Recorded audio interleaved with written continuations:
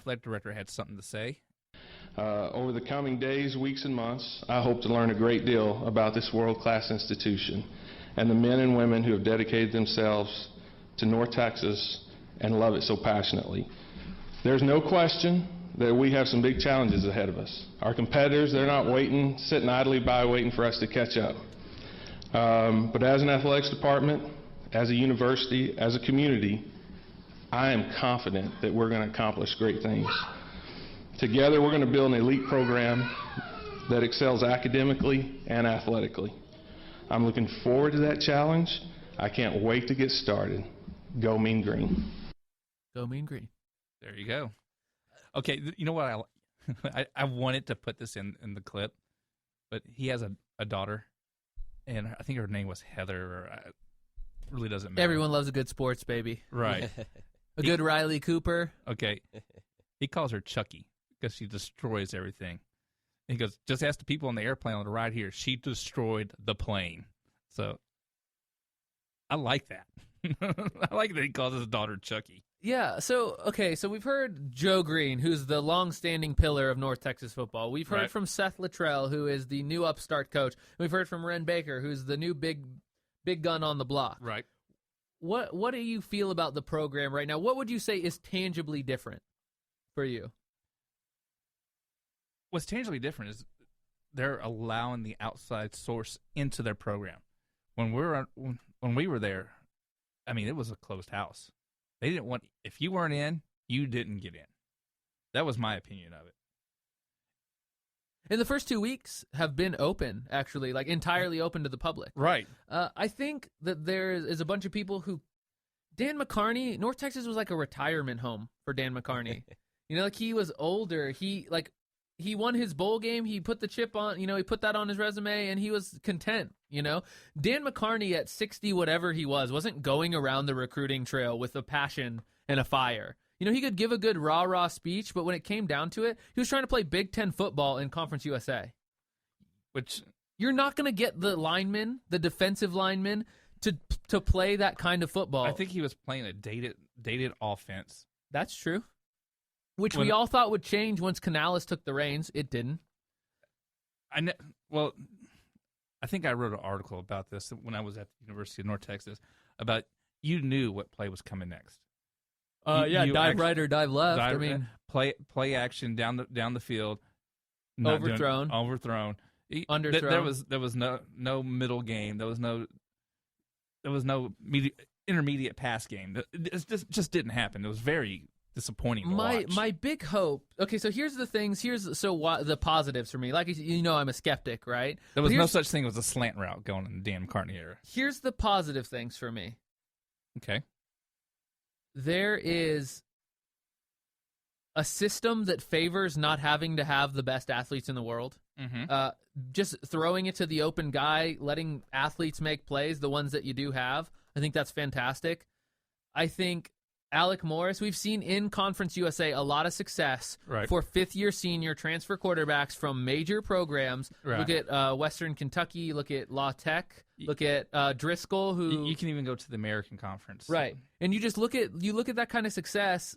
Wow. Alec Morris can be that guy. Mountain West, same thing. So I think Alec Morris can be that guy. I think that's a positive. I think there's nowhere to go but up for our defense. I mean, they were abysmal last year. Right. So they can only get better. They're kind of better. The Cowboys. Ooh, shots fired. Brad might cry. Give us a second. We'll be back with Brad's tears. So there are a lot of positives, and I do think this team will upset some people. But I'm not sure. 6 wins is a lot of games to win. I think it's doable. But we already talked about that. It's possible. And I would say it's possible.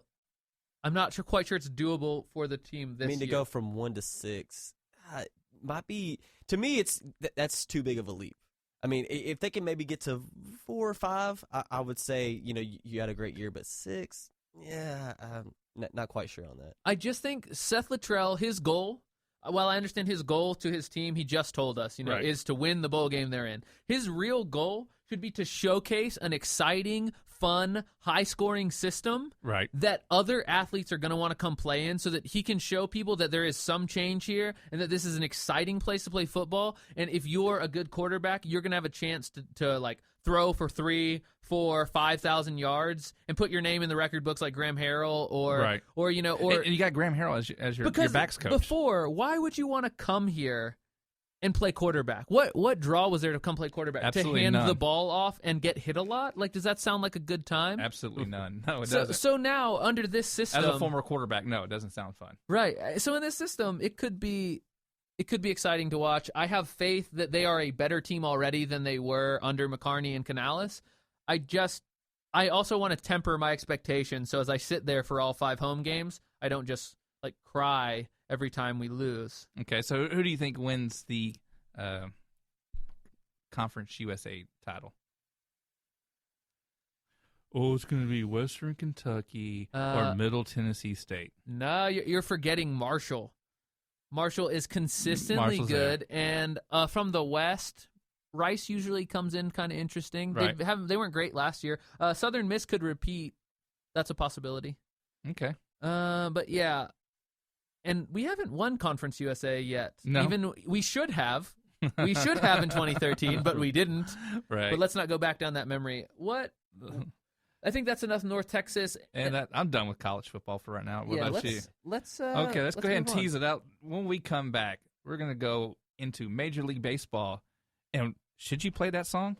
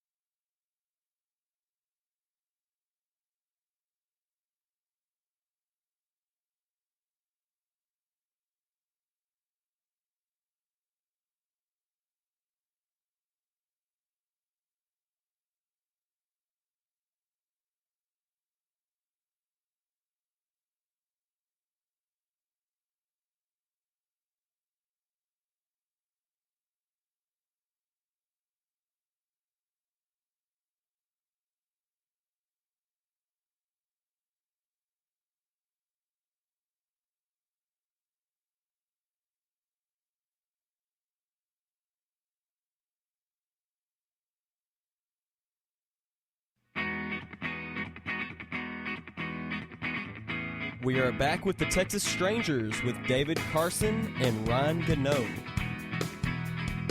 All right, Dave. We're getting closer to September. Yep. Baseball's starting to get a little more interesting. Hunt for October? Red October? No, that's when I'm the just- playoffs I'm it just- says Hunt I'm- for October. I'm just making Okay. a classic movie reference. There you go. So hey, let's talk about your Chicago Cubs.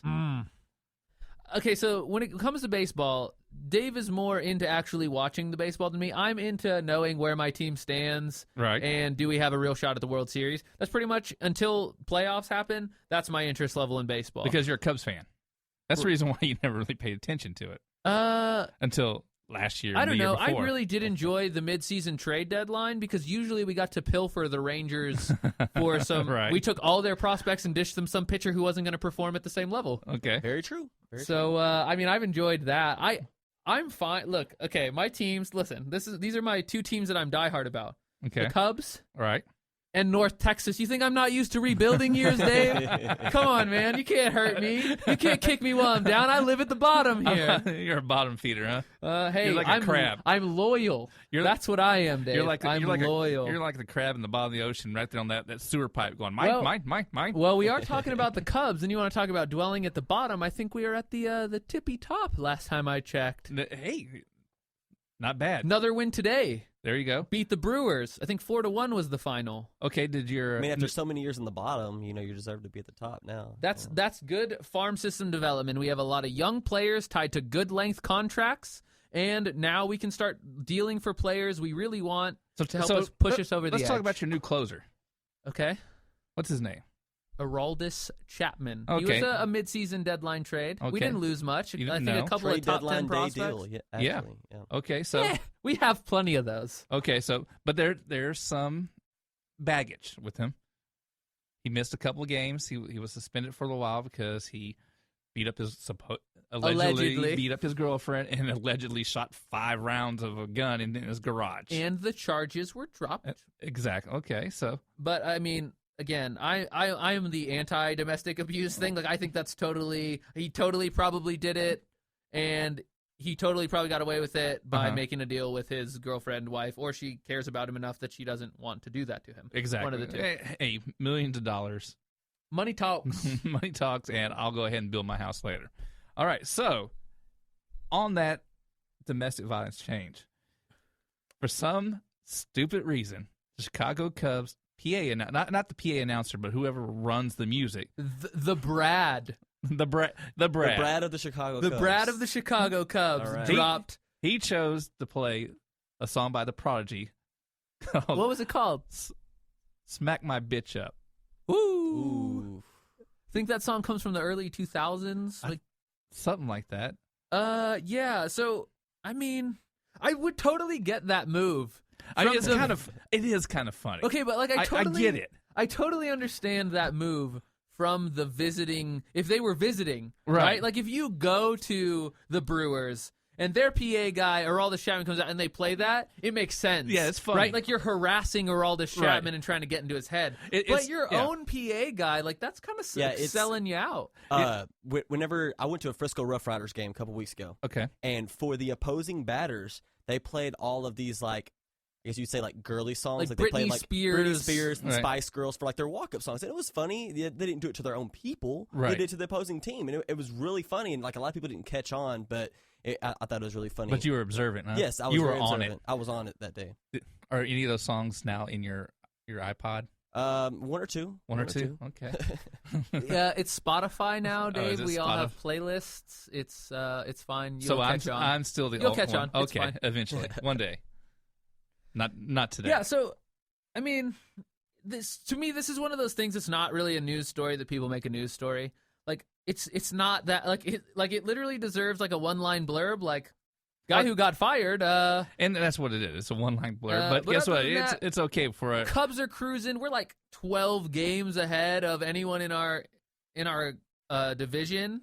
We are like 6 games ahead of the Rangers, who are like the next best team in baseball. And today for the St. Louis Cardinals, Matt Carpenter went down. He has to have a surgery on his thumb.